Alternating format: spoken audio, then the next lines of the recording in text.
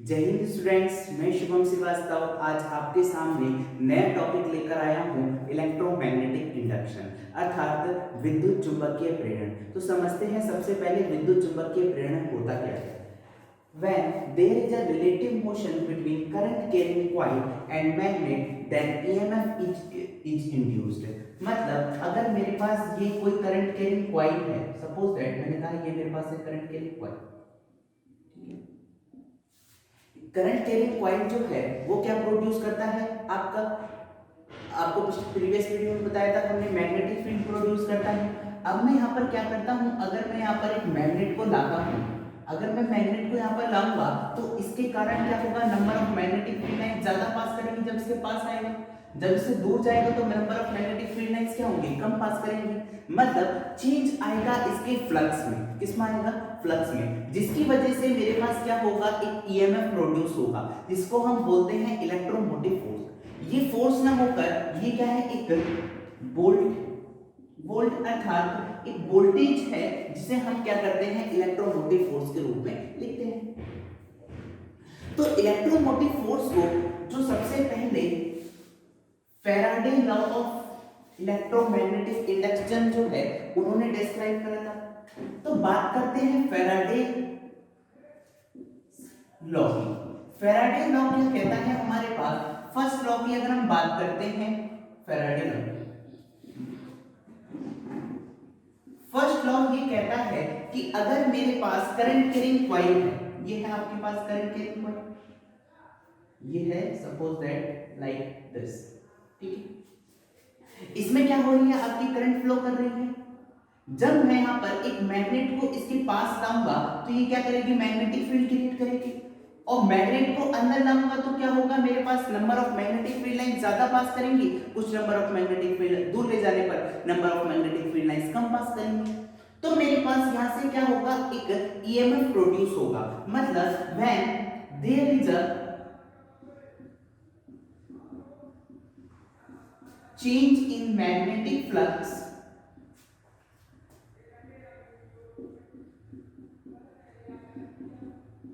then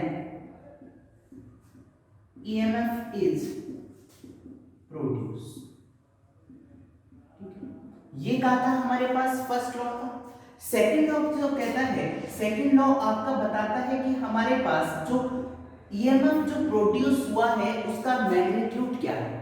मतलब ये कहता है कि जो EMF इंड्यूस हुआ है वो क्या होता है, उसका मैग्नीट्यूड जो होता है वो डायरेक्टली प्रोपोर्शनल होता है आपके मैग्नेटिक फ्लक्स के क्या होता है, ब्रिट के। अगर हम प्रोपोर्शनलिटी का हटाएंगे तो एक कांस्टेंट ऐड करेंगे। मैंने यहां पर क्या लिखा है, माइनस का n d phi by dt। n represent करता है यहां पर, n रिप्रेजेंट करता है क्या, n का मतलब है यहां पर नंबर ऑफ कॉइन, कितने नंबर ऑफ फेरे उसके अंदर लिए गए हैं। और आपका माइनस साइन यहां पर क्या रिप्रेजेंट करता है, minus sign shows that the direction of EMF की जो डायरेक्शन होगी वो हमें किसके थ्रू पता चलेगी, माइनस के थ्रू। जो डायरेक्शन ऑफ EMF होती है वो आपकी किसने बताई थी, लेंज लॉ। सबने पढ़ रखा होगा भाई कि जिसके कारण उत्पन्न होती है उसी का क्या करती है, विरोध करती है। यही तो कहता है हमारे पास लेंज लॉ। तो हमारे पास जो EMF की डायरेक्शन आई है वो हमने किसके थ्रू प्राप्त करी है, लेंज लॉ के थ्रू। लेंज लॉ क्या कहता है, the direction of induced EMF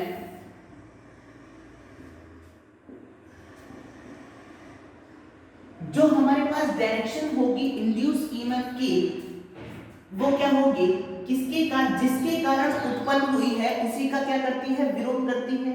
तो मैं कह सकता हूं अपोज द इंड्यूस्ड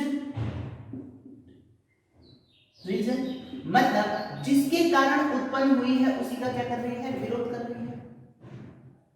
तो मेरे पास यहां से लेंज लॉ का अकॉर्डिंग जैसे हमने बात करी है E बराबर माइनस का n d phi by dt, ये होगा क्या आपके पास, n क्या है यहाँ पर, अगर हम बात करते हैं, मैंने कहा सपोज दैट मेरे पास ये क्या है, क्रॉस क्या डिनोट करता है आपको पता है, number of magnetic field lines क्या है इनसाइड द प्लेट। अगर मेरे पास ये है एक सर्कुलर कॉइल, क्या है सर्कुलर कॉइल, अब मुझे इस सर्कुलर कॉइल के अंदर इंड्यूस ईएमएफ या इंड्यूस करंट की डायरेक्शन मुझे पता करनी है, तो मैं किसके पास जाऊंगा, लेंस डॉक्टर को। तो यहां पर मैंने कहा है कि बी जो है वो आपका कैसा है, इंक्रीजिंग नेचर का। अगर बी इंक्रीज करेगा तो आपका फाई भी इंक्रीज करेगा, क्योंकि आपको पता है फाई बराबर क्या होता है, बी cos थीटा। तो फाई इंक्रीज करेगा तो बी भी इंक्रीज करेगा, तो यहां से क्या करेगा, आपका फ्लक्स भी क्या है, आपका इंक्रीज होने लगेगा। तो इंड्यूस ईएमएफ की जो डायरेक्शन होगी, इंड्यूस ईएमएफ या इंड्यूस करंट की जो डायरेक्शन होगी वो कैसी होगी भाई, इसके अपोजिट डायरेक्शन में होगी। मतलब कहने का मतलब क्या है, फाई क्या करेगा, इंड्यूस क्या करना चाहेगा, उसको कम करना चाहेगा मैग्नेटिक फील्ड की डायरेक्शन को।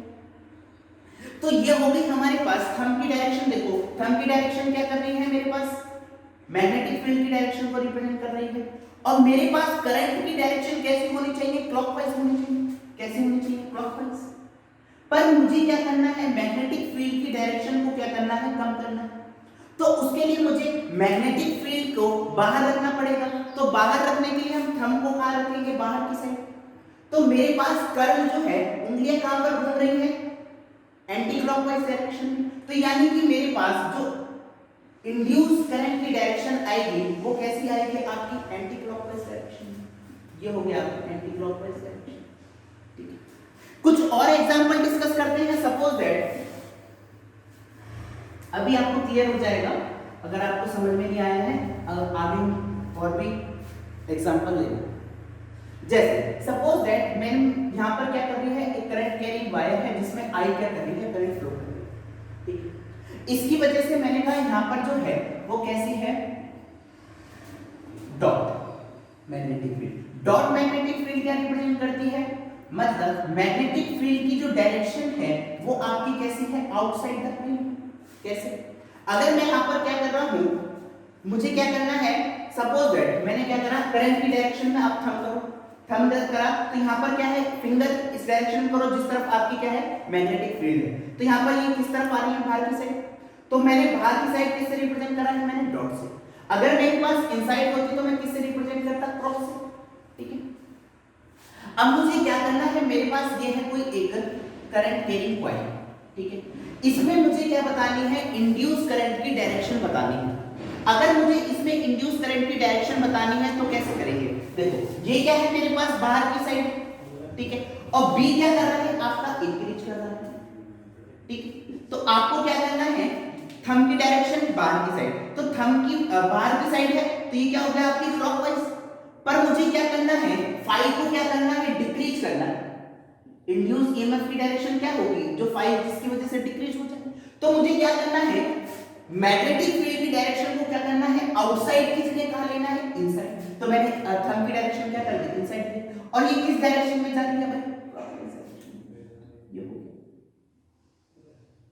ये हो गई आपकी क्लॉकवाइज करंट। ठीक है, वहीं पर अगर मैं बात करता हूं आगे, मैंने कहा है ये है आपकी करंट फ्लो कर रही है।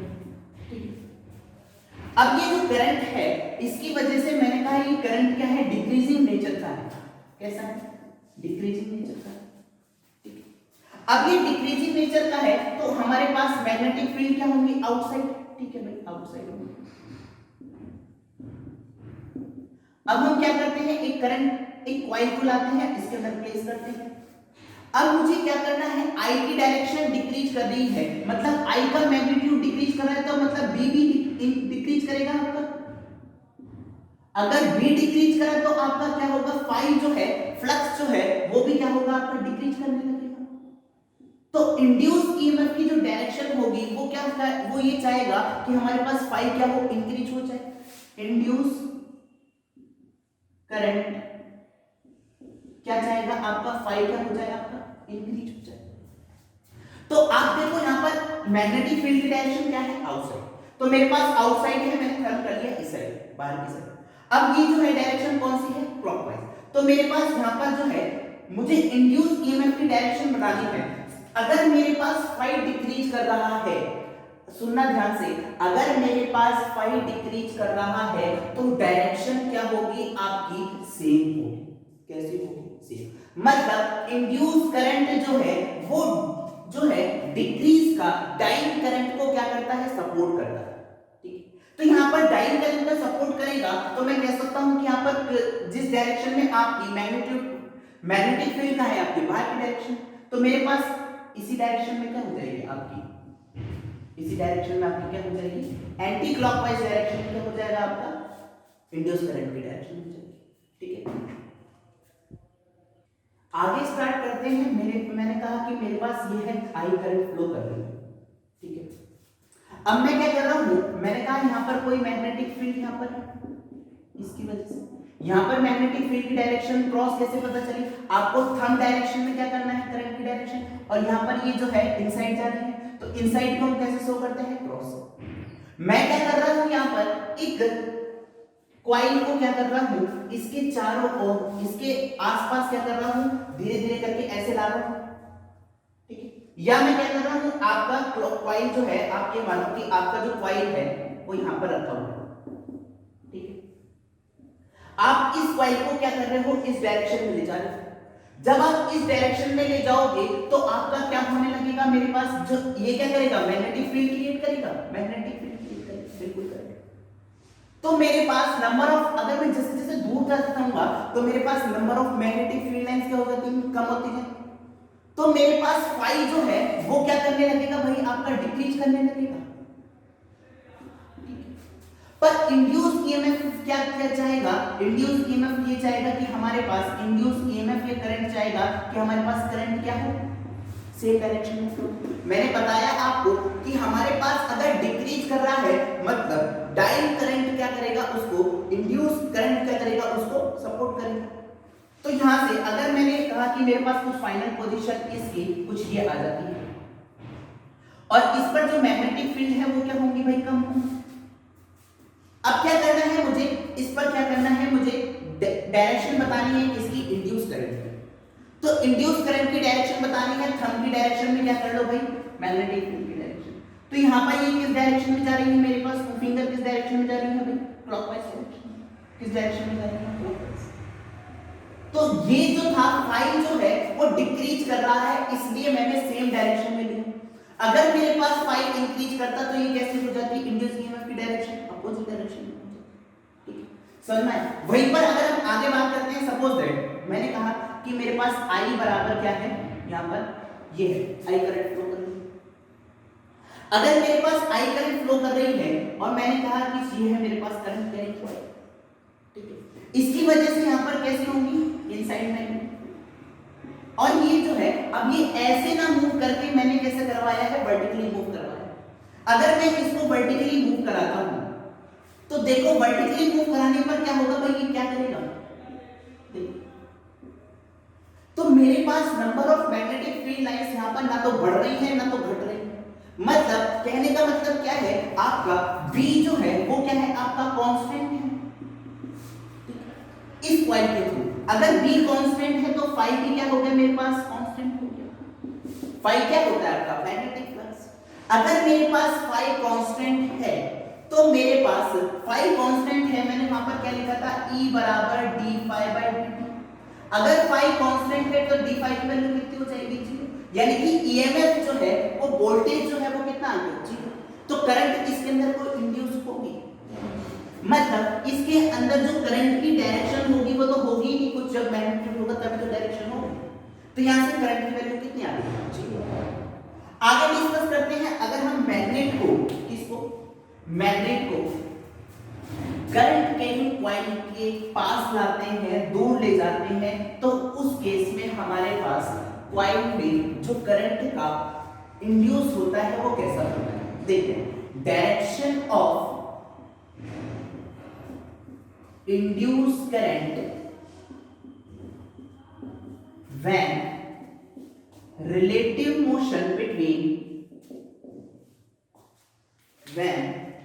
relative motion between coil and magnet। Suppose that मैंने कहा है मेरे पास पास ये है कॉइल, ठीक है, और ये क्या है मेरे पास एक मैग्नेट है। ये नॉर्थ पोल हो गया, साउथ पोल। इसके चारों केस डिस्कस करेंगे। सपोज दैट मैंने क्या करा है, यहां पर आपको पता है मैग्नेट है। मैग्नेट में क्या होता है, आपके नॉर्थ पोल से डायरेक्शन स्टार्ट होती है और कहां जाती है, साउथ डायरेक्शन में जाती है, ठीक है।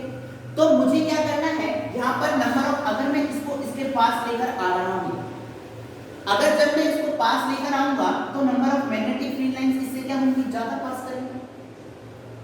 अगर number of magnetic field lines ज्यादा पास करेंगी तो मतलब मेरे पास बी क्या होने लगेगा, इंक्रीज होने लगेगा इस केस में, क्योंकि number of magnetic field lines इस कॉइल से क्या होंगी, ज्यादा पास करेंगे।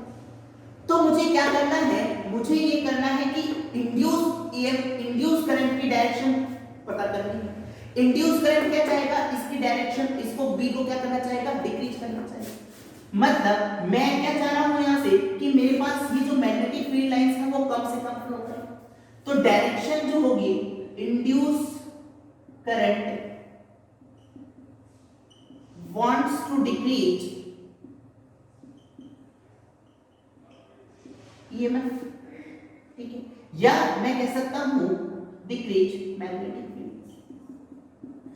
तो देखो भाई इसमें कैसे करके हमें करंट फ्लो करवानी है। देखो एक तरीका, दो तरीके बताऊंगा। मेरे पास मैग्नेटिक फील्ड लाइंस की डायरेक्शन ये हो गई भाई इनसाइड। अब यहां पर क्या है, नीचे की डायरेक्शन में है, देखना भाई डाउनवर्ड डायरेक्शन में। तो मैंने क्या कर दिया, थंब का कर दिया, मैंने डाउनवर्ड डायरेक्शन में कर दिया। अब मेरे पास, अगर मेरे पास ये डाउनवर्ड डायरेक्शन में, मैं इस कॉइल को ऊपर से देख रहा हूं।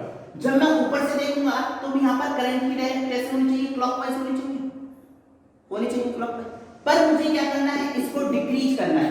क्या करना है, डिक्रीज। इंड्यूस करंट क्या चाहता है, डिक्रीज करना। तो आपकी जो इंड्यूस करंट की डायरेक्शन होगी वो कैसी हो जाएगी भाई, कैसी हो जाएगी, एंटी क्लॉकवाइज डायरेक्शन। समझ में आया? एक और तरीके से बता सकता हूं मैं। देखो क्या करना है आपको, बस इतना याद रखना है, एन जो है कुछ ऐसे करके ये क्या हो जाएगी आपकी करंट की डायरेक्शन, एन ऐसे करके फ्लो कराता है, और एस जो है वो कैसे करके करंट फ्लो कराता है आपकी क्लॉकवाइज डायरेक्शन में। अगर यहां पर एन है, मतलब नॉर्थ पोल है, अगर मैं यहां पर नॉर्थ पोल रख दूं तो यहां पर ये एन इसको क्या करेगा, भगाएगा ऊपर, रिपेल करेगा। सेम पोल क्या करते हैं, रिपेल टू ईच अदर। तो मैं यहां पर, अगर मैं यहां पर एन रख देता हूं तो आपका करंट की डायरेक्शन क्या होगी, ये क्या करंट की डायरेक्शन क्या हो जाएगी भाई, एन रखने पर एंटी क्लॉकवाइज डायरेक्शन। समझ में आया? ठीक है। वहीं पर अगर हम बात करते हैं कि मैं जो है सेकंड केस डिस्कस कर रहा हूं, मैं क्या कर रहा हूं, मैग्नेट को क्या कर रहा हूं, दूर ले जा रहा हूं। ये नॉर्थ पोल सेम डायरेक्शन में है, मैं क्या कर रहा हूं, दूर ले जा रहा हूं। जब मैं दूर ले जाऊंगा तो मेरे पास number of magnetic field lines क्या होती जाएगी, कम होती जाएगी। तो मतलब बी जो है वो क्या होगा भाई, डिक्रीज होगा। अगर मेरे पास बी डिक्रीज हुआ तो इंड्यूस करंट क्या चाहेगा, induce current wants to increase. Induce current क्या चाहेगा, हमारे पास बी क्या हो, इंक्रीज हो जाए, ठीक। तो मुझे क्या करना है, अगर मुझे इसको इंक्रीज करना है, क्या करना है, इंक्रीज। अगर मुझे इसको इंक्रीज करना है तो मुझे क्या करना पड़ेगा, यहां पर देखो क्या सिंपल सा तरीका है। अगर मैं चाह रहा हूं कि मेरे पास बी जो है वो इंक्रीज करे, बी का मान इंक्रीज करे, मतलब number of magnetic field line ज्यादा से ज्यादा आए, तो आप नॉर्थ पोल यहां पर था, आप क्या ले आओ, साउथ पोल, दोनों क्या हो जाएंगे आपस में, पास में। तो यहां से जो मेरे पास करंट की डायरेक्शन आ जाएगी वो कैसी आ जाएगी भाई, क्लॉकवाइज डायरेक्शन, या ठीक है। वहीं पर हम आगे डिस्कस करते हैं। मैं क्या कर रहा हूं, इस बार हमने पहले लिखा, हमने नॉर्थ पोल को हम पास कर रहे थे और दूर ले जा रहे थे। अब मैं क्या कर रहा हूं, साउथ पोल को, किसको, साउथ पोल को क्या कर रहा हूं, पास ला रहा हूं और दूर ले जाऊंगा। आपको पता है मैग्नेट में हमें नॉर्थ से डायरेक्शन, नॉर्थ से मैग्नेटिक फील्ड स्टार्ट होती है और कहां जाती है, साउथ की तरफ। तो यहां पर number of magnetic field lines क्या है, कुछ इस तरह की, इनसाइड। मैं क्या कर रहा हूं, पहले केस में क्या कर रहा हूं, इनसाइड कर रहा हूं, इसके पास लाऊंगा। जब मैं इसके पास लाऊंगा तो number of magnetic field lines क्या होंगी मेरे पास, बी क्या करने लगेगा, इंक्रीज, ठीक। पर इंड्यूस करंट क्या चाहेगा, इसको इंड्यूस करंट क्या चाहेगा, इसको बी को डिक्रीज करना, मतलब मैग्नेटिक फील्ड को क्या करना है, डिक्रीज करना। अगर बी डिक्रीज करना है मुझे तो एस को, एस पोल है यहाँ पर, तो मैं अगर मैं नॉर्थ पोल लगा देता हूं तो ये दोनों क्या हो जाएंगे, बी इंक्रीज हो जाएगा। पर मुझे क्या करना है, मुझे इसको डिक्रीज करना है। डिक्रीज करने के लिए मैं साउथ पोल को क्या करूंगा, यहाँ पर साउथ पोल लिया, साउथ पोल क्या है, साउथ पोल लिया, ये कैसे करेगा, दूर बताएगा। तो मेरे पास साउथ पोल में डायरेक्शन क्या हो जाएगी, चलना। आगे स्टार्ट करते हैं। मैं पहली बारी में साउथ पोल को क्या रहता है, नीचे रहता है। अब मैं क्या कर रहा हूं, इस केस में हम क्या कर रहे हैं, सिमिलरली मैं यहां पर केस ड्रॉ कर रहा हूं। मैं क्या कर रहा हूं, साउथ पोल को क्या ले जा रहा हूं, इस मैग्नेट को क्या ले जा रहा हूं, दूर ले जा रहा हूं। तो मैं यहां पर इस मैग्नेट को जब मैं दूर ले जाऊंगा तो मेरे पास, जब मैं इसको दूर ले जाता हूं तो मेरे पास B क्या होने लगेगा, number of magnetic field lines इस कॉइल से क्या होने लगेंगे, कम होने लगेंगे। तो मेरे पास B क्या होने लगेगा भाई, डिक्रीज होने लगेगा। और इंड्यूस करंट क्या चाहेगा भाई, इसको इंड्यूस करंट चाहेगा कि B मेरे पास क्या हो जाए, इंक्रीज हो जाए। मैंने आपको बताया इंड्यूस करंट जो है, अगर मेरे पास B डिक्रीज कर रहा है तो इंड्यूस करंट उसको सपोर्ट करेगा। अगर मेरे पास B इंक्रीज कर रहा है तो मेरे पास B इंड्यूस करंट क्या करेगा, उसको क्या करने करेगा, डिक्रीज करने की कोशिश करेगा। अगर यहाँ पर साउथ पोल है, number of magnetic field lines कम होती जा रही है, मुझे क्या करना है, B को इंक्रीज करना है। तो मैं यहाँ पर कौन सा पोल लगाऊं भाई, S पोल लगाऊंगा तो ये दूर भागेगा और मैग्नेटिक फील्ड्स कम हो जाएंगे। मैंने क्या करा, यहाँ पर नॉर्थ पोल लगाया, तो ये क्या होने लगेगा, पास आने। तो मेरे पास ये पास आएगा तो मेरे पास करंट की डायरेक्शन क्या हो जाएगी, नॉर्थ पोल की डायरेक्शन हो जाएगी। मतलब नॉर्थ पोल की डायरेक्शन क्या करोगे आप, नॉर्थ पोल लाओगे तो कौन सी डायरेक्शन हो जाएगी आपकी, एंटी क्लॉकवाइज डायरेक्शन। ठीक है, आगे डिस्कस करते हैं हम कुछ मोशनल ईएमएफ फोर्स की बात करते हैं। अगर मेरे पास मोशनल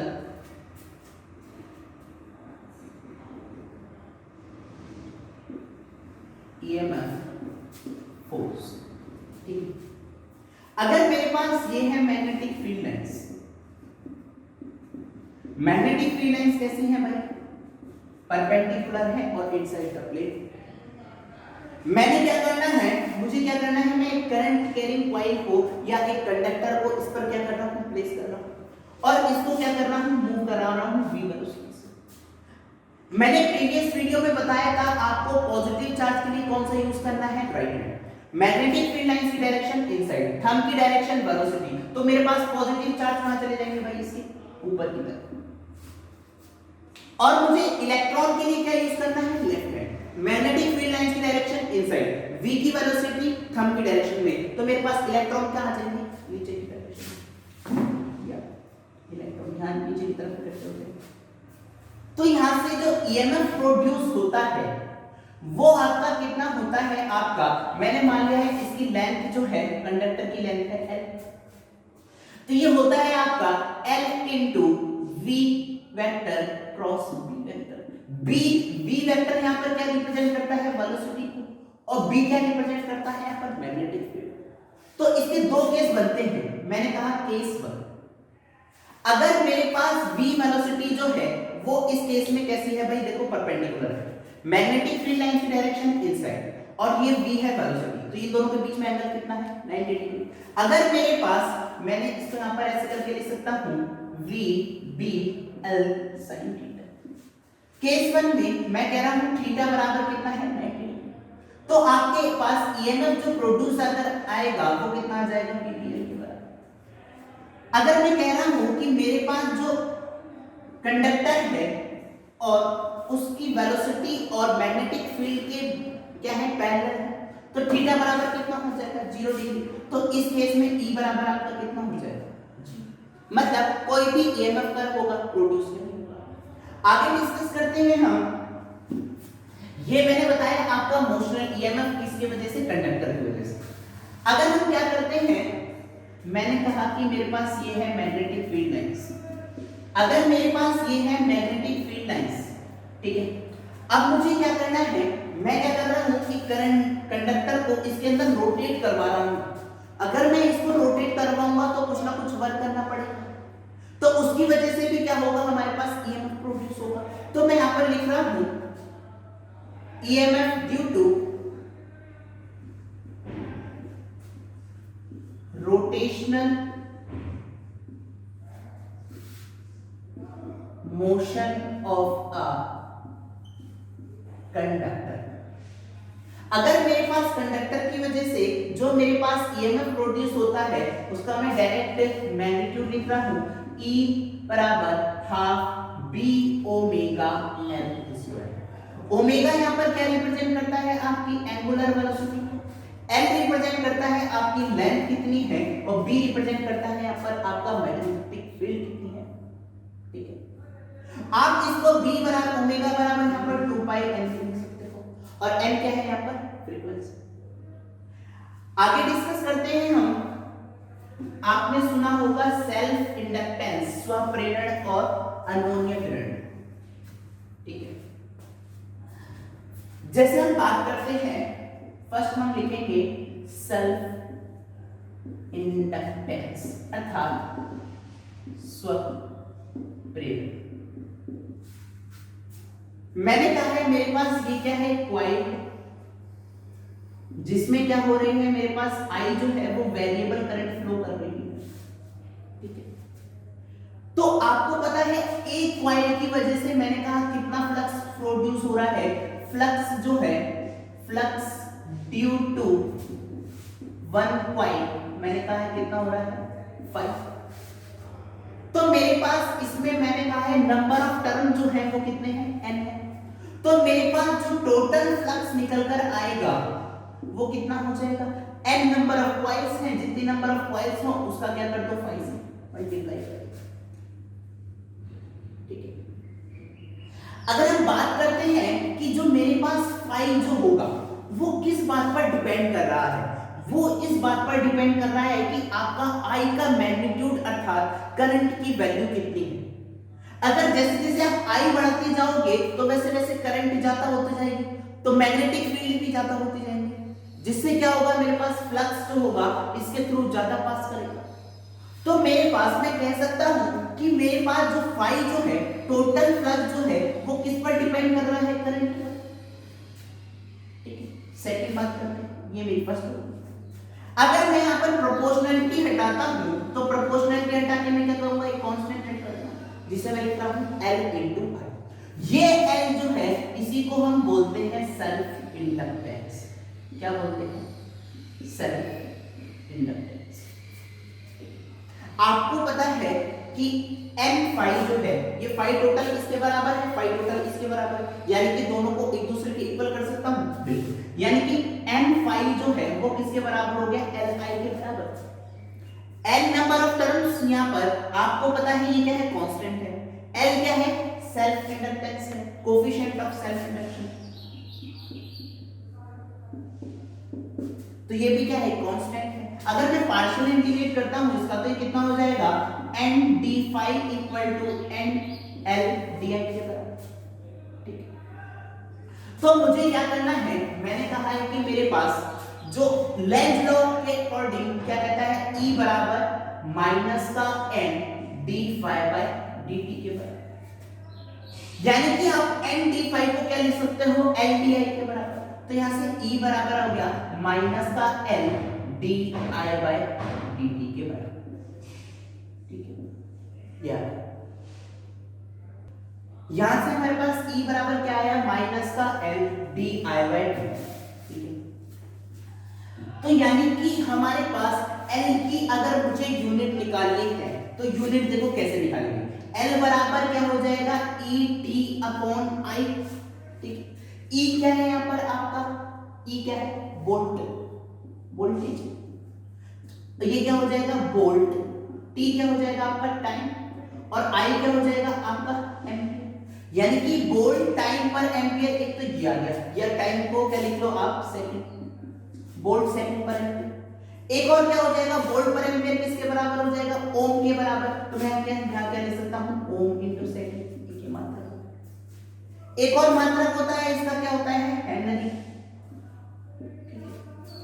हमें क्या करना है? इसकी मुझे डायमेंशन भी निकालनी है, तो डायमेंशन के लिए देखते हैं। भाई डायमेंशन ध्यान से देखिएगा, पूछी गई है।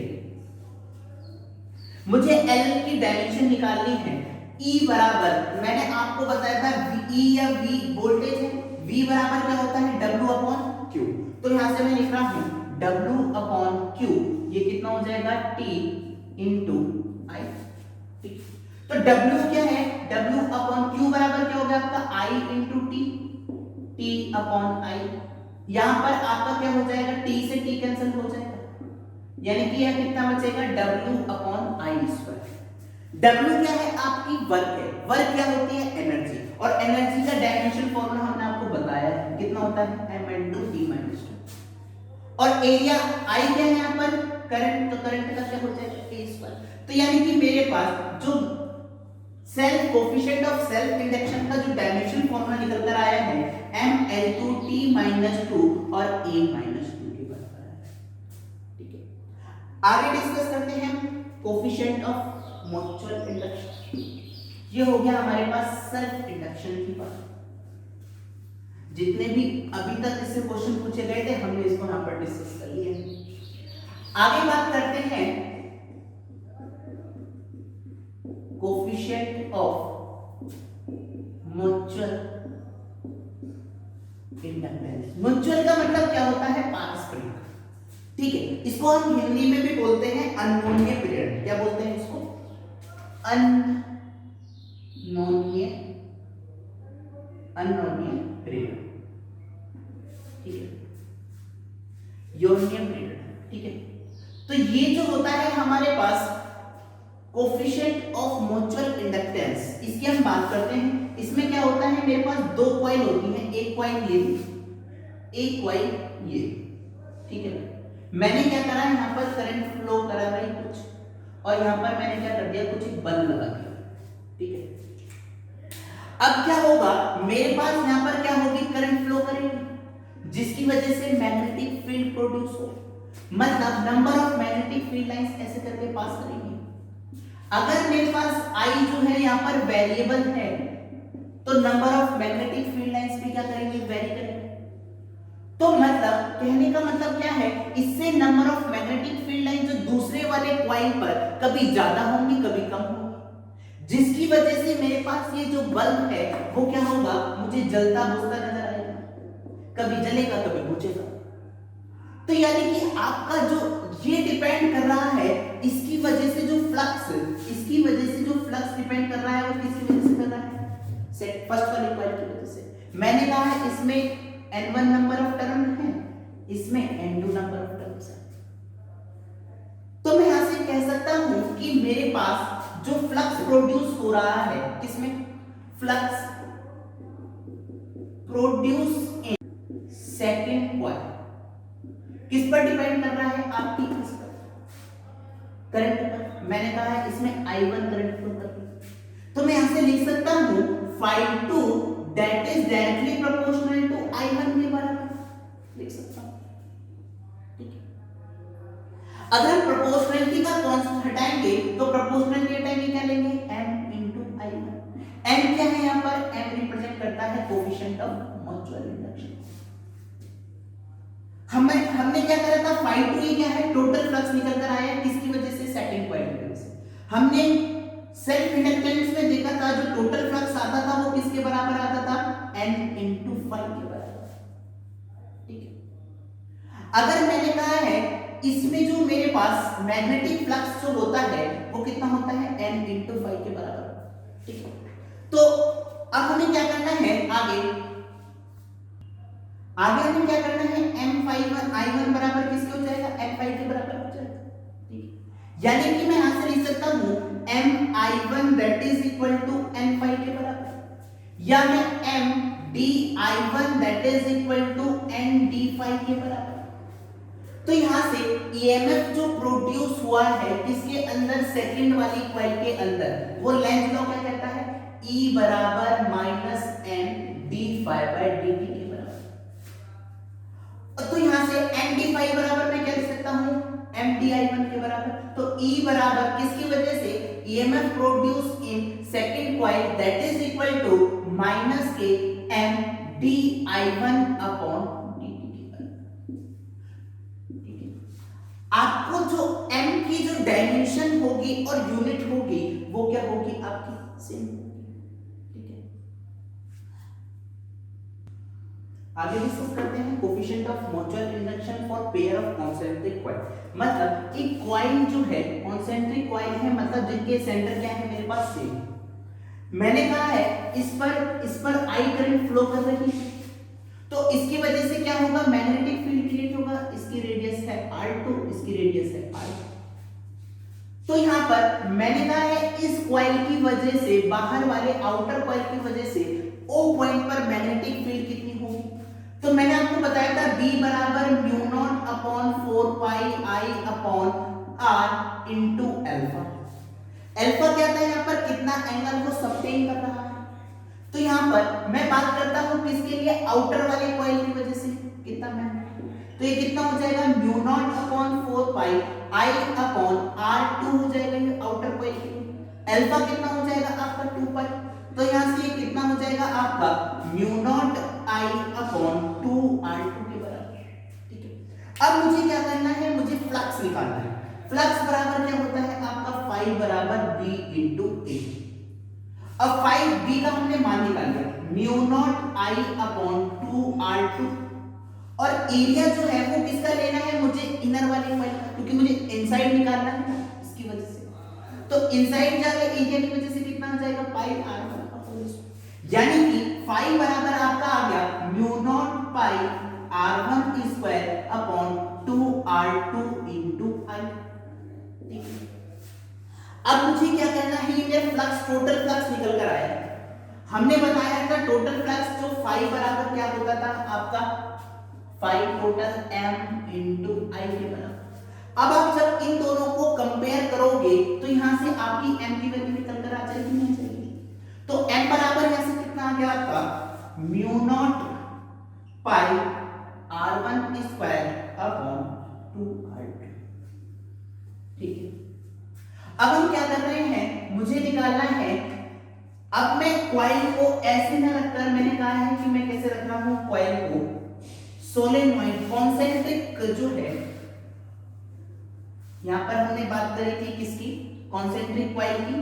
अब हम बात कर रहे हैं कि कोएक्सियल सोलेनॉइड की वजह से, किसकी वजह से, कोएक्सियल सोलेनॉइड। हमें पता है कि मेरे पास जो सोलेनॉइड होता है वो क्या होता है, कुछ ऐसे करके, ये हो गया आउटर वाला। अगर मैं इनर वाले की बात करता हूं, ये हो गया आपका इनर वाला। इस पर मैंने कहा है कुछ कॉइल जो है वो आपकी है कितनी, N2। और बाहर जो है नंबर ऑफ टर्न जो है वो कितने हैं आपके, N1 के बराबर। इस पर मैंने क्या करा है, करंट का फ्लो करवाया। जब ये करंट का फ्लो करेगा तो आपको पता है एक सोलेनॉइड की वजह से, किसकी वजह से, ड्यू टू सोलेनॉइड हमारे पास मैग्नेटिक फील्ड का मान कितना होता था, कितना होता था, म्यू नॉट n इंटू आई के बराबर। n क्या रिप्रेजेंट करता है, n रिप्रेजेंट करता है कि आपने कितने नंबर ऑफ टर्न्स लिए हैं n लेंथ के लिए। तो यहां से b बराबर क्या हो गया, b बराबर हो गया आपका म्यू नॉट n।